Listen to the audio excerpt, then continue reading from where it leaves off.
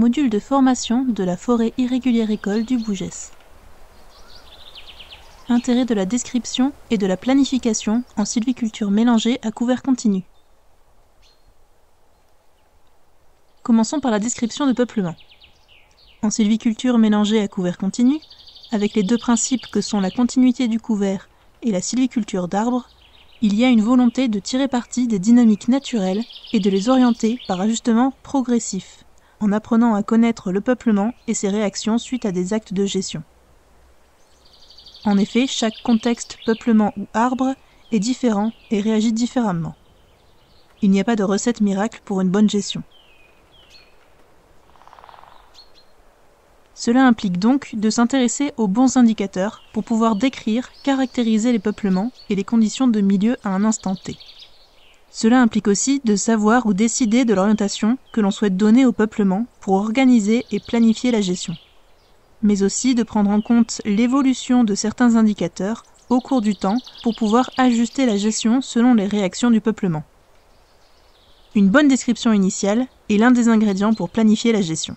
En effet, la planification de la gestion se décide en fonction du peuplement de départ, des objectifs du propriétaire, des possibilités ou potentialités offertes par la station, des moyens, humains et financiers, et du temps que l'on se donne pour atteindre ces objectifs.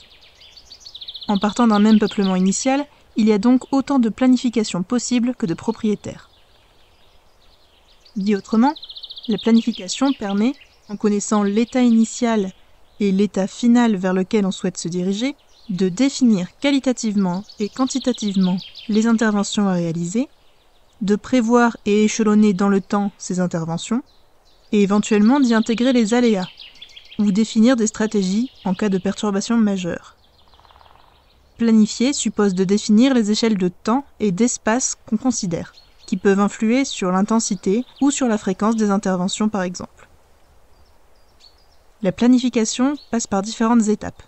La première étape est de diagnostiquer, avec les bons indicateurs, le peuplement de départ.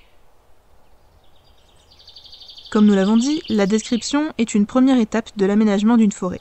Il consiste à connaître le peuplement et permet également de se fixer des objectifs à court et moyen terme, ainsi que d'avoir une idée de la valeur d'un peuplement à un instant T. Il est en effet difficile, voire hasardeux, de se fixer des objectifs techniques a priori et de suivre des normes générales, parfois réductrices, face à la complexité des écosystèmes forestiers. La description d'un peuplement permet donc d'établir un état initial, de fixer des objectifs et de planifier les interventions à réaliser pour atteindre ces objectifs. Au fur et à mesure des interventions, il est possible de réaliser un contrôle. La méthode dite du contrôle fut proposée par Gournot au XIXe siècle, qui fut l'un des premiers à percevoir l'importance de l'accroissement en futaie jardinée, et à juger qu'il valait mieux mettre en place des systèmes de contrôle a posteriori, par comparaison d'inventaires, qui permettaient de mesurer l'évolution des peuplements suite à des choix sylvicoles.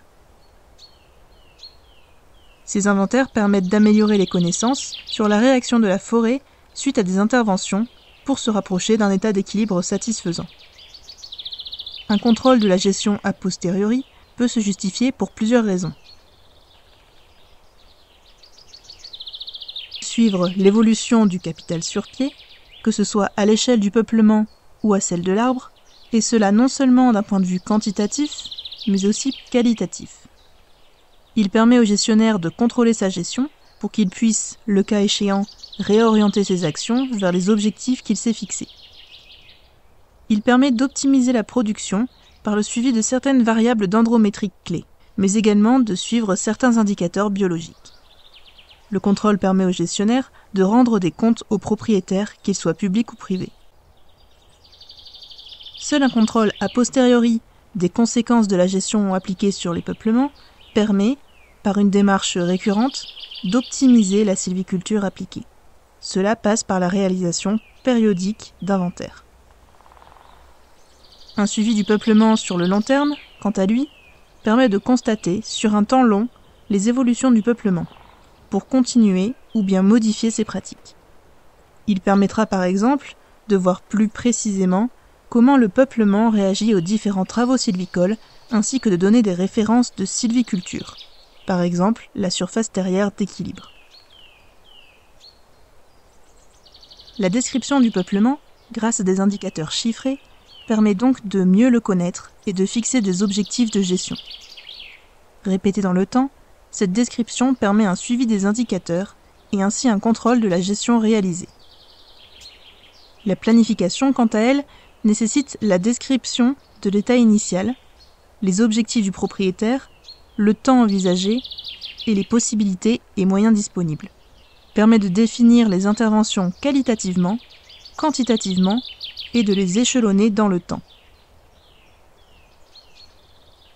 Ce module de formation vous a été proposé par la Forêt Irrégulière École du Bougès, en partenariat avec le CNPF Occitanie, l'Office national des forêts, AgroParisTech, la MFR de Javol et l'association ProSylva France, avec le soutien financier de l'Europe et de la région Occitanie.